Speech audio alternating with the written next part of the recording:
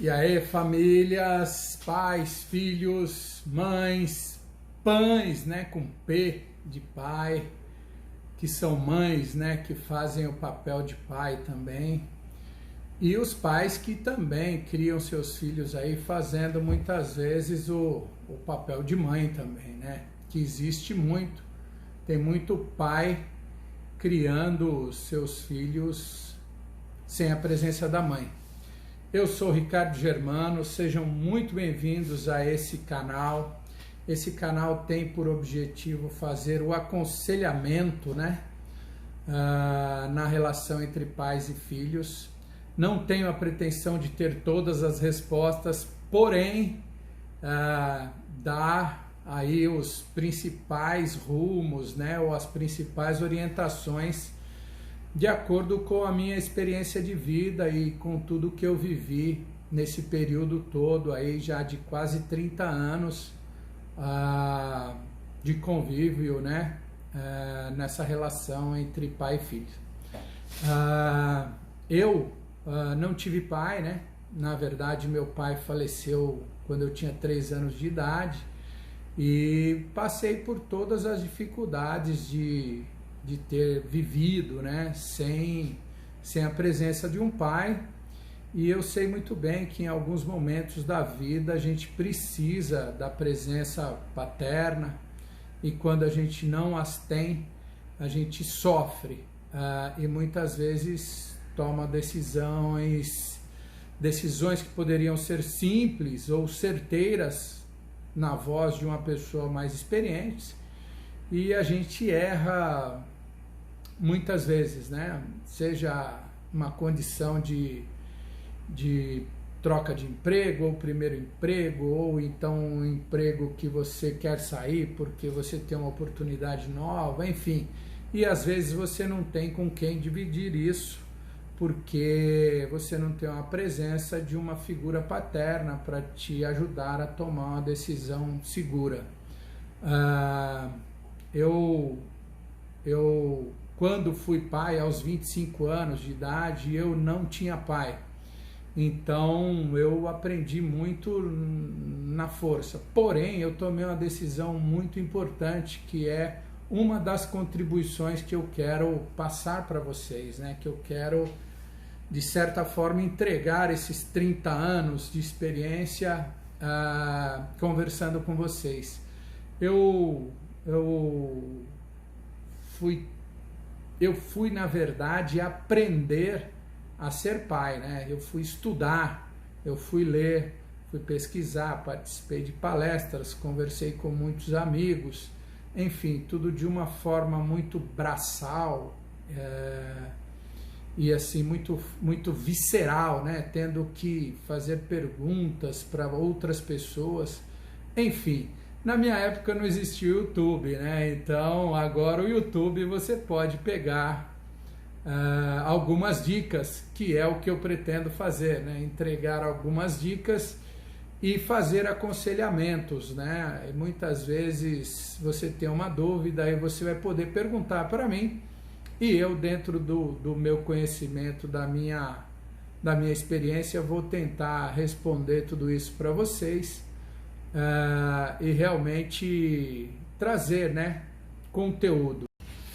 Falando em conteúdo, a ideia é transmitir muito conteúdo e eu quero já aqui mostrar para vocês, falar sobre uma história, né, que vocês já devem ter ouvido muito, com certeza já ouviu, já viu, tem algumas versões, mas eu quero trazer uma versão diferente da história de que Deus é Pai, não é isso? A gente já ouviu falar que Deus é Pai, alguns falam Deus é Pai e não é padrasto, como se padrasto fosse uma coisa ruim, que também não é verdade, ou que Deus é uma figura masculina e também eu acho que não é verdade, não querendo polemizar, mas eu acho que Deus é completo, Deus é um todo.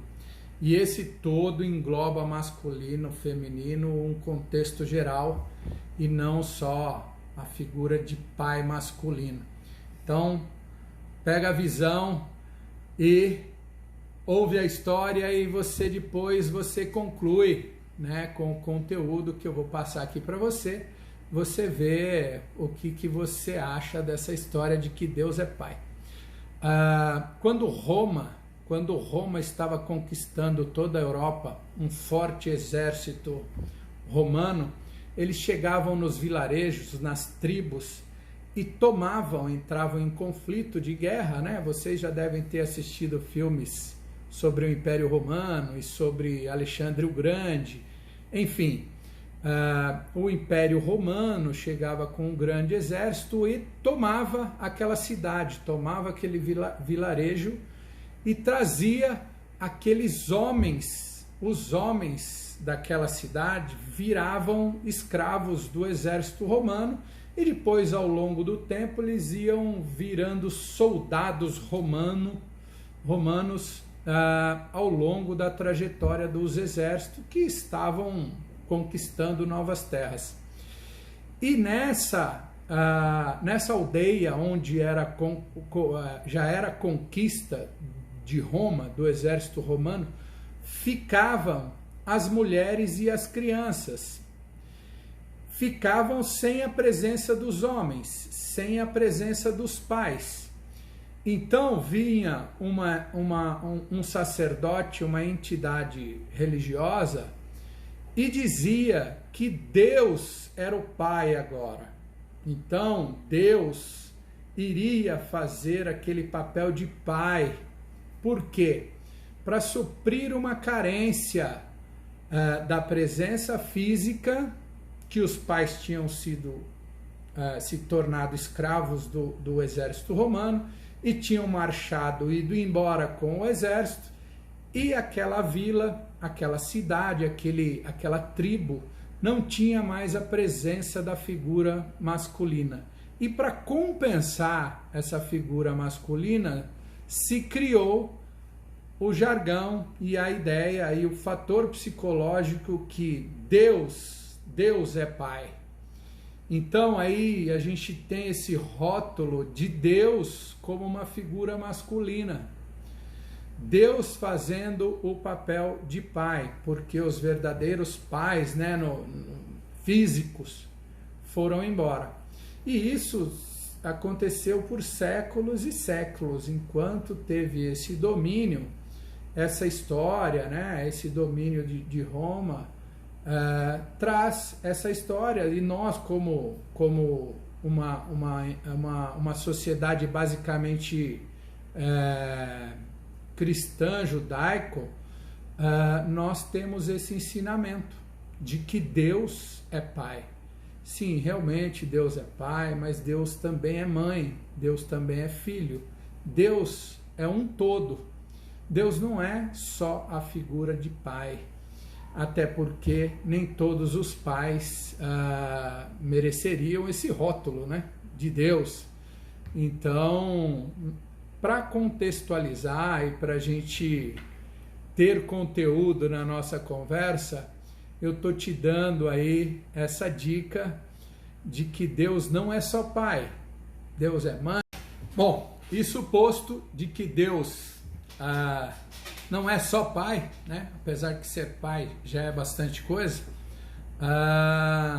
logo nós vamos falar também que uma outra coisa que você também já ouviu bastante, que Deus está no céu. E é verdade, Deus está no céu também, mas principalmente dentro de nós, certo? Deus está habitando dentro de mim e dentro de você, em conformidade a uma unidade que nos une, né? Uma unidade que nos une de alguma forma. Todos somos iguais, tá? Não tem essa de masculino ou feminino, ou mais velho ou mais novo, enfim, nós somos frutos da mesma energia. Enfim, dito isso, eu gostaria muito que a gente pudesse levar esse assunto para frente, né? Eu vou dar outras dicas, vou falar outras coisas e botar você para pensar. Mas você pensar num todo, que você não é alguém ou algo separado do todo. Você está na figura de pai ou na figura de filho ou de mãe ou nessa relação, mas você faz parte de um todo. Você não está sozinho. Você não está sozinha e você tem um contexto universal. Quando eu falo universal, de universo realmente, que faz um envelope nessa nossa vida. Enfim, eu acho que por hoje foi bastante conteúdo. Logo eu vou estar respondendo a perguntas de vocês e vou trazer outras histórias e vou contar também de algumas passagens minhas, né, na relação pai e filho. E nós vamos continuar essa conversa um pouco mais para frente, tá bom? Se você gostou, se você viu algum valor, eu peço que você deixe o seu like, se inscreva no sininho para receber o próximo vídeo, e eu deixo aqui o meu beijo e posso dizer que vai ser tudo lindo. Valeu? Falou!